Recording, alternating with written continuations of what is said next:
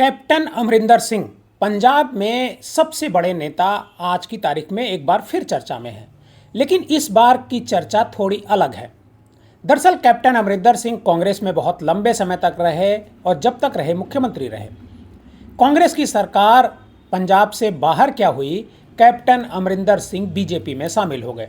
BJP में जब वो शामिल हुए तो उन्हें लगा कि बीजेपी उनको कोई महत्व पंजाब में देगी, लेकिन बीजेपी तो बीजेपी है। बीजेपी ने कैप्टन अमरिंदर सिंह को रत्ती भर का महत्व नहीं दिया, किसी मामले में उनकी सलाह नहीं ली जाती थी।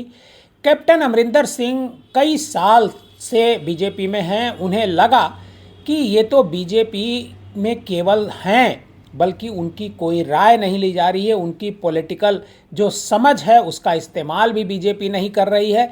इसको लेकर के वो थोड़ा दुखी होते हैं और करीब 3-4 दिन पहले एक स्टेटमेंट देते हैं कि उनका मन बीजेपी से ऊब रहा है, क्योंकि बीजेपी उनका उपयोग नहीं कर रही है, उनसे कोई सलाह नहीं ले रही है।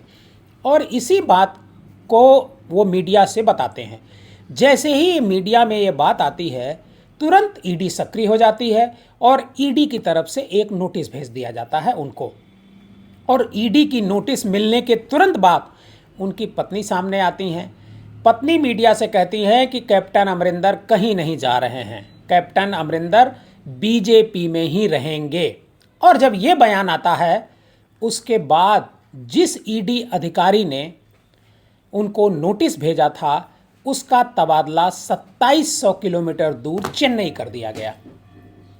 अब आप सोचिए कि ईडी का दुरुपयोग तो कतई नहीं हो रहा है, क्योंकि जैसे ही उन्होंने कांग्रेस में जाने की बात की, ईडी ने उनको नोटिस भेज दिया। और जब उनकी पत्नी ने कहा कि वो कांग्रेस में नहीं बीजेपी में ही रहेंगे, तो ईडी के उस अधिकारी का तबादला कर दिया गया। मतलब जिस ईडी अफसर से नोटिस भिजवाई गई, अपने मन से तो नोटिस भेजा नहीं होगा ईडी अफसर ने, निश्चित तौर पर किसी बड़े नेता ने ईडी के अफसर को निर्देश दिया होगा। लेकिन अब जब मामला फंसने लगा तो नेताजी किनारे हो गए और ईडी अफसर 2700 किलोमीटर दूर चेन्नई चला गया। यही तो है आज का लोकतंत्र, आज की सरकार, और इस सरकार पर हम सभी को गर्व होना चाहिए।